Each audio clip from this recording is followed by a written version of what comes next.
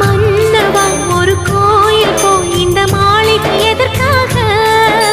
தேவியே என் ஜீவனே இந்த ஆலயம் உனக்காக. வானில் ஒரு புயல் மழை வந்தால் அழகே என்னை எங்கனம் காப்பாய். கண்ணே உன்னை என் கண்ணில் வைத்து இமைகள் எனும் கதவுகள் அடைப்பேன். சத்தியமாகுமா? நான் சத்தியம் செய்யவா? தொடு தொடுவெனவே வானவில் என்னை தூரத்தில் அழைக்கின்ற நேரம்.